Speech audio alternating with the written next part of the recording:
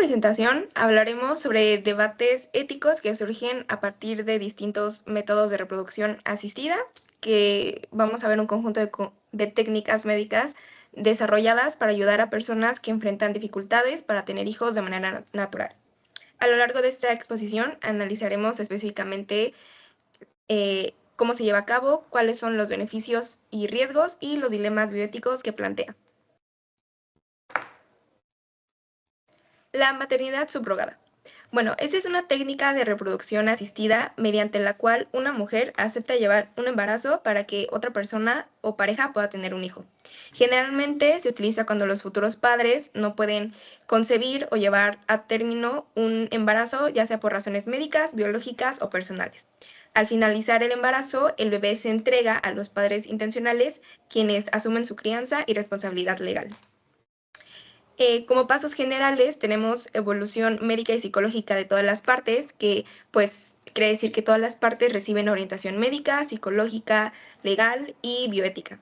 Se explican los riesgos, derechos, obligaciones, consecuencias, se revista tanto el historial clínico y la salud del gestante como de los padres intencionales, y también se evalúa la estabilidad emocional y económica de los padres. También tenemos asesoría legal independiente, que pues es que se redacta un contrato con asistencia de abogados independientes para cada parte. La firma de este contrato notariado, la fecundación in vitro o inseminación artificial, que es un tema que más adelante va a tocar mi compañera, pero si es por fecundación, se aplican medicamentos para estimular la producción de óvulos, se extraen y se fecundan en un laboratorio con espermatozoides y se les seleccionan los embriones más sanos. Y si es por inseminación, se introduce el esperma en el útero en el momento ideal del ciclo menstrual.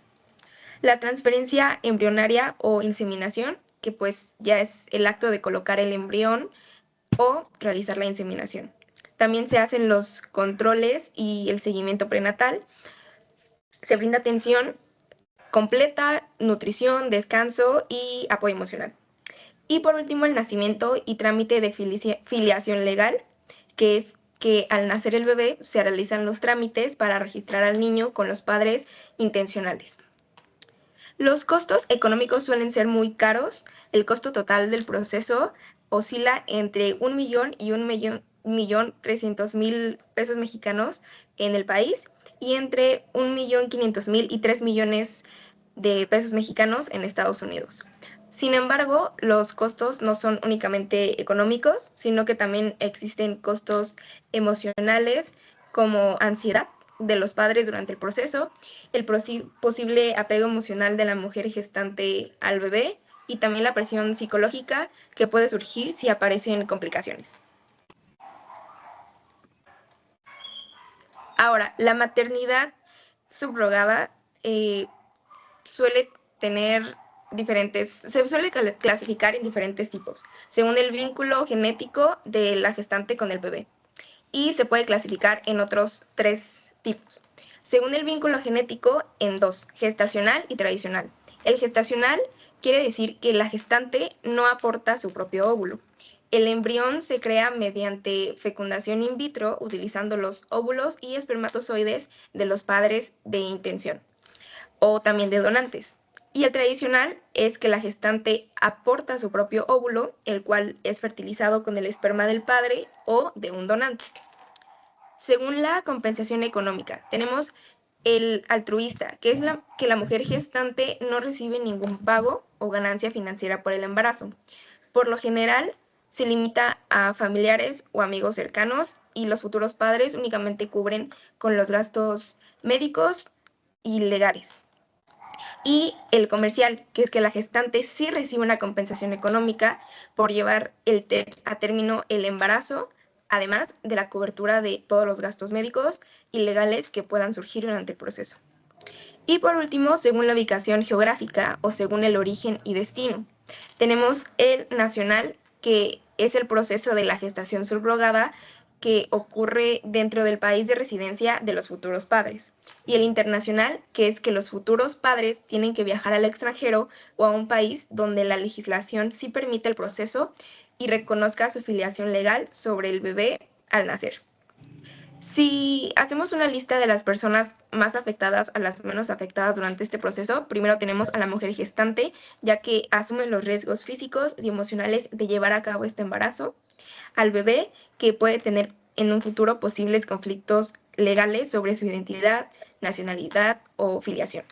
Los padres intencionales, que pues también invierten muchos recursos económicos, invierten mucho tiempo y suelen tener altas expectativas emocionales. Y por último, la familia de la gestante, que pues se involucra de manera emocional y social durante este proceso. Ahora, tenemos pros y contras.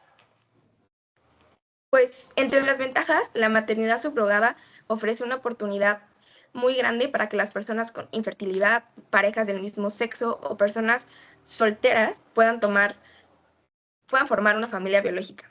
También puede representar una solución para mujeres que padecen enfermedades que hacen peligroso este embarazo. Sin embargo, también existen contras. Eh, Preocupaciones éticas importantes. Algunos consideran que la práctica puede convertir esta capacidad reproductiva en una mercancía, especialmente cuando intervienen grandes cantidades de dinero. Desde el punto de vista médico, la gestante también enfrenta los mismos riesgos que cualquier persona al embarazarse, ya sea hipertensión, diabetes gestacional, parto prematuro o complicaciones durante el parto. Legalmente también pueden surgir conflictos sobre quién tiene derechos sobre el bebé, especialmente en países donde la legislación es muy poco clara. Y pues nuestra postura es que la maternidad subrogada sí puede ser una alternativa válida para formar una familia, siempre y cuando exista un consentimiento libre, protección legal adecuada y que no haya ni explotación económica de la mujer gestante. La maternidad subrogada es un ejemplo de cómo la tecnología y la ciencia pueden ofrecer soluciones innovadoras a problemas de infertilidad y reproducción.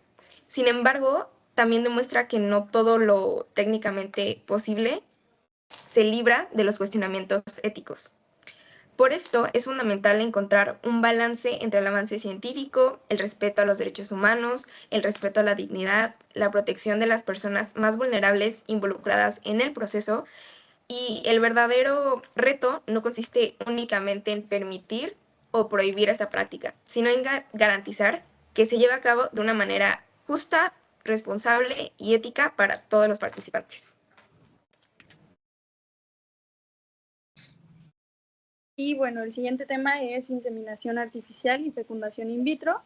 La inseminación artificial, por un lado, es un procedimiento de baja complejidad en el cual se estimulan ligeramente los ovarios y se introduce una muestra de semen directamente al útero con un catéter justo en la ventana de ovulación o el día más fuerte.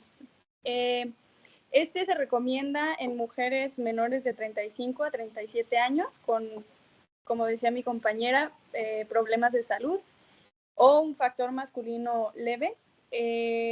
La probabilidad de éxito ronda de un 15 a 20% por ciclo, a diferencia de la fecundación in vitro, que es un tratamiento de alta complejidad que tiene estimulación ovárica controlada y una punción folicular para poder extraer los óvulos. La unión del óvulo y el espermatozoide se hace en un laboratorio en donde se cultivan unos días y el embrión resultante se transfiere nuevamente al útero. Este se recomienda en mujeres de 35 a 37 años o mayores y de la misma manera por problemas de salud o cuando ya han fallado pues, los intentos. Este tiene una probabilidad de éxito más alta y es del 40% al 50% por ciclo. Los costos de la inseminación artificial, únicamente el procedimiento ronda entre los 6,500 y los 10,000 pesos mexicanos. El todo incluido está en 15,000 a 40,000 pesos mexicanos y los gastos no incluidos están rondando los 4,000 a 8,000 pesos mexicanos. A diferencia de la fecundación in vitro, el costo base es de 78,000 a 95,000 pesos mexicanos, el todo incluido de 135,000 a 160,000 pesos mexicanos y los medicamentos especializados o los gastos no incluidos rondan los 20,000 a 45,000 pesos mexicanos. Ambos métodos cuentan con dos tipos la conyugal, por sus siglas IAC, en la que se ocupa el semen de la pareja o el espermatozoide de la pareja, y la donante, la ICD, que se utiliza el semen u óvulos de un banco de donantes anónimos. Por ahí hay un videito. Y pues bueno, algunos de nuestros pros generales en este proceso es que en cuanto a aspectos sociales es una gran oportunidad de familia para las personas que no pueden tener hijos y una inclusión a la comunidad LGBT, además de que ayuda a normalizar el tema de la infertilidad tratada a base de procedimientos médicos sin necesidad de volverlo un tabú. Y pues los contras es que lamentablemente genera una brecha de desigualdad económica, ya que como no está cubierta por el seguro social, no muchas personas tienen acceso a, y esto se convierte en un privilegio para algunas personas, además de ser un proceso con hormonas añadidas, lo que puede provocar desgaste físico y emocional a los pacientes, sin contar que aún existe mucha discriminación en casos donde existen los donantes.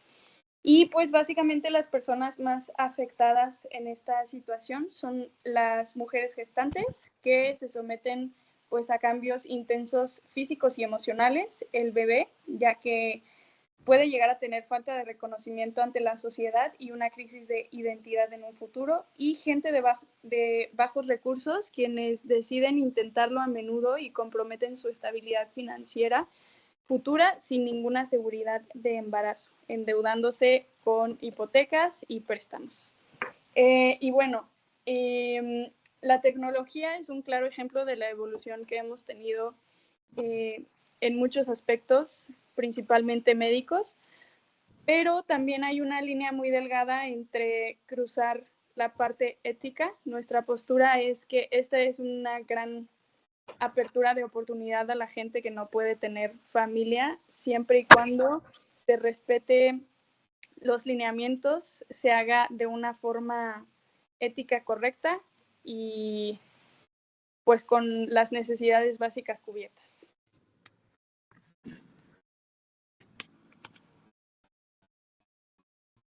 Ok, ahora vamos a hablar sobre el congelamiento de embriones.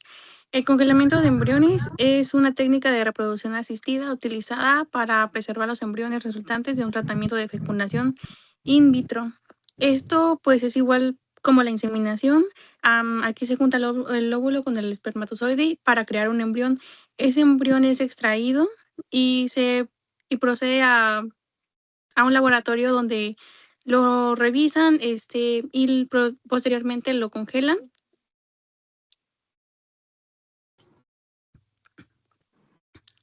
Existen 4 tipos de embriones, desde el A hasta el D. El A es el embrión de óptima calidad con máxima capacidad para implantación, y el de categoría D es el embrión de mala calidad. Los tipos de congelación es la congelación lenta, que lleva muchos años siendo utilizado. Esta técnica es disminuir la temperatura de forma gradual para evitar daños de las células, y la vitrificación es un método más utilizado actualmente, que es congelar el embrión de forma más rápida.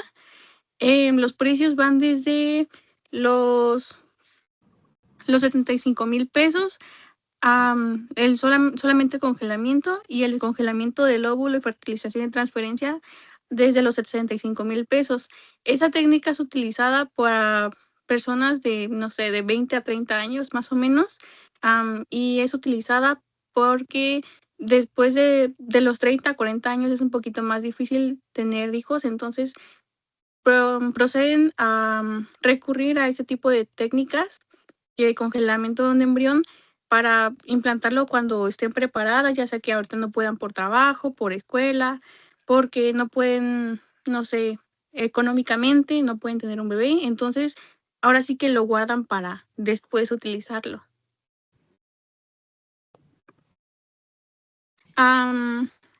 En este caso hay pros y contras. Los pros es que permiten a muchas personas con problemas de fertilidad a tener un bebé. Evita la necesidad de realizar nuevos procedimientos de estimulación ovárica, aumenta las posibilidades de éxito en tratamientos de reproducción asistida. Esta técnica tiene de entre 90 a 95% de ventaja, ya que pues termina con éxito y da a las parejas más tiempo de decidir cuándo desean tener hijos, porque evitan tener problemas por la edad. Y los contras es que surge un debate en el estatus moral del embrión, que si se debe considerar como una vida humana o no, porque, bueno, hay un caso de un bebé que fue del 95, me parece. Bueno, era un embrión en el 95 y lo utilizaron apenas en el 2025, fue el nacimiento del bebé, y fue donada a una familia. Entonces, el debate está entre, ¿se consideró un bebé o no, una vida o no por 30 años? Y ahorita es un debate de si es una vida, no es una vida, y el por qué le pones una pausa a, a la vida de algo. Entonces, surgen desacuerdos entre los progenitores sobre el destino también de los embriones, porque normalmente se tiene que hacer el procedimiento en laboratorios, qué embrión es el mejor y cuál no se puede, y el que no está bien, que es la clasificación D, procede a ser desechada. Entonces, es como tirar a la basura, entre comillas, una vida. Y también existe el riesgo de tratar los embriones como objetos almacenables, como en este caso que fue de 30 años, en lugar de reconocer su posible valor humano. La postura sobre el método técnica sobre las personas afectadas pueden ser los papás, ya que tienen que decidir entre, pues eso mismo de tirar a la basura un embrión, que pues sigue siendo un debate si es un bebé o no, y sobre también los médicos, sobre su valor moral, los médicos quienes deben actuar de manera ética durante el proceso. El dilema existe porque las decisiones pueden tener consecuencias emocionales, morales y legales. Otros elementos relevantes es que en México la reproducción asistida y la congelación de embriones están permitidos, pero la regulación legal aún está limitada. En otros países esto también es un procedimiento que incluso llega a ser gratuito. Y algunas naciones tienen normas estrictas sobre el tiempo de almacenamiento. La implicación religiosa también es que algunas religiones consideran que la vida humana comienza desde la fecundación, por lo que oponen a la congelación o eliminación de los embriones. Y las implicaciones culturales es que las opiniones varían según las creencias y valores de cada sociedad.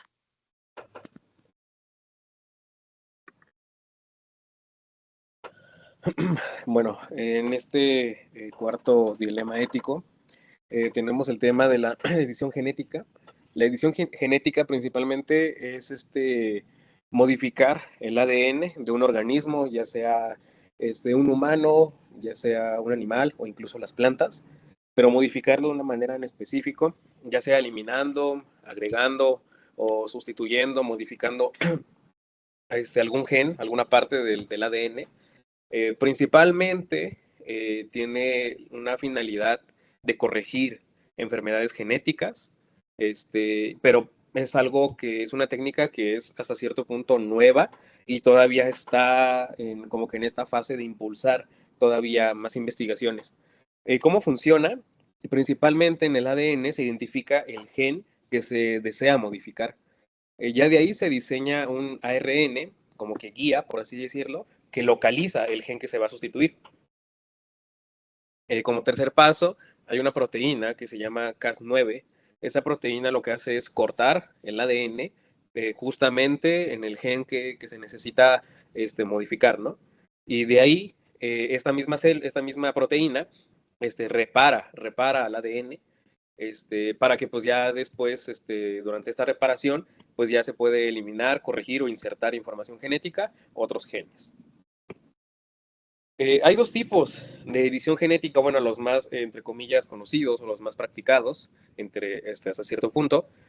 Por un lado, la edición somática, que esta edición se realiza ya sobre células en específico del cuerpo humano, ya sea en la piel, en la sangre, en cualquier órgano, estos cambios o estas ediciones que se van haciendo afectan solamente al paciente tratado. ¿A qué nos referimos con que a que afecta solamente al paciente tratado o bajo este tratamiento? Esto quiere decir que los cambios que se hagan en el ADN del paciente no se van a heredar a las generaciones futuras. Esta práctica o esta manera de edición genética es la más aceptada y sobre todo porque es la que se ocupa y la que se está ocupando para la investigación médica, por así decirlo, ¿no? Por otro lado, tenemos la edición germinal. En esta edición se realiza directamente, ya sea en el óvulo, en el espermatozoide o incluso directamente en el embrión. Estas modificaciones, como son a muy temprano, tan temprano como en los óvulos, espermatozoides o embriones, estas modificaciones sí se pueden heredar a futuras generaciones, ¿no? El humano que vaya a salir de ese embrión, o que se vaya a generar de ese óvulo o de ese espermatozoide, pues esa modificación que ya lleva en ese ADN o en esa parte de ADN, ya sí se va a heredar a las futuras generaciones, ¿no? Esta es la manera o esta es la edición más controversial desde el punto de vista bioético, porque ya se está hablando de intervenir hasta cierto punto o de ya modificar como tal el óvulo, el embrión, pues desde antes, ¿no? Desde antes que naciera o desde antes que nazca, mientras que la edición somática, pues ya está el paciente, ya está el humano como tal, ¿no? La edición germinal, pues en muchos países está meramente prohibida como tal con fines reproductivos. Ya más adelante hablaremos como que de esta onda legal que hay con este debate. Los pros de las ediciones es de que se pueden corregir enfermedades hereditarias. Como bien lo habíamos comentado, una de sus principales funciones es corregir diferentes enfermedades que se puedan llegar a tener o que se pueden diagnosticar a tiempo o incluso tan a tiempo que permite intervenir al espermatozoide o al óvulo. Aquí igual se reduce el sufrimiento causado por estas mismas enfermedades genéticas y pues impulsa el avance científico y la medicina como tal. En contras, pues está todavía como es un método, un tratamiento todavía nuevo o joven, pues todavía existe el riesgo de tener algunos errores o mutaciones pues no deseadas en el ADN. Y como tal, sus efectos a largo plazo pues aún no son conocidos. Aún no se sabe como tal qué tan lejos pueda llegar alguna modificación. Y también pues una contra es de que pueden utilizarse con fines no médicos como tal, ya sea modificando características físicas o intelectuales. Que aquí va un principal dilema, ¿no? O como que contrariedad que puede llegar a surgir en las personas que estén buscando esta solución. También, pues, de cierta manera podría aumentar la desigualdad social porque solamente algunas personas tendrían acceso a este tratamiento, ya que en cuestión de costos es un tratamiento bastante caro que más adelante, más abajo aquí en la diapositiva viene explicado, en el cual, pues, este tratamiento, pues, es uno de los más costosos del mundo. En las terapias que son aprobadas, pues, llegan a superar los $2 millones por paciente. Eso son más o menos unos poquito más de 34 millones de pesos mexicanos por paciente. Evidentemente este precio pues ya incluye todo lo que es la investigación, la tecnología, los laboratorios y todo el acompañamiento médico que va a tener el paciente, ¿no? Por lo mismo es de que pues pocas personas van a tener acceso a este tipo de terapias, de tratamientos y pues si llega a cuestionar desde el punto de vista de la bioética. Con respecto a las personas que están involucradas principalmente, pues tenemos a los de primer nivel a los pacientes con enfermedades hereditarias, que es como tal los primeros, por así decirlo, que estarían ocupando la edición somática, porque son meramente tratando de enfermedades como tal, ¿no? Son los que principalmente se beneficiarían de esta tecnología, ya que pues va a ofrecer otros tratamientos, ¿no? Ya en un segundo nivel podemos hablar de los papás y de las familias, sobre todo cuando se percatan o cuando se diagnostica a tiempo alguna enfermedad o incluso alguna discapacidad intelectual que pueda llegar a tener tanto el embrión como que venga desde el óvulo o desde el espermatozoide. Los embriones humanos también, claro, ya que en la segunda edición, en la edición En la segunda edición es donde principalmente se modifica al embrión. Entonces ahí es donde está como que este debate, ¿no? Hasta qué punto es lícito o se permite el involucrar o el manipular en esta edición germinal meramente al embrión, ¿no? Y pues las futuras generaciones, sobre todo en esta segunda edición, la edición germinal, que es donde estas modificaciones pues se van a heredar a partir pues de la descendencia de aquel humano que fue modificado desde el embrión. Y evidentemente pues los médicos y los científicos, todavía se habla de científicos ya que es un tratamiento meramente nuevo, y como tal el contexto que tenemos aquí en México no es legal todavía el hacer este tipo de intervenciones, sobre todo vamos sobre los embriones, pues tenemos como tal este dilema, sobre todo social, ya que como bien lo comentaba hace unos momentos, por el precio, pues llega a ser, llega a haber desigualdad entre quienes sí pueden pagar ese tipo de tratamientos y quienes no. Entonces hay como que esa parte, y también hay un costo emocional, ya que pues provoca cierta ansiedad o incertidumbre sobre los posibles efectos secundarios que pueda llegar a tener toda esta intervención. Entonces, ya como a modo de conclusión y nuestra postura como equipo sobre este tratamiento, pues principalmente se va sobre que esta edición genética sí representa un gran avance en la tecnología, en la medicina moderna, pero pues también es un desafío ético, bioético, que pues nos involucran a todos, pues de cierta manera nos obliga a decidir no solo qué podemos hacer, sino hasta qué punto es lícito o es moralmente correcto hacer este tipo de intervenciones.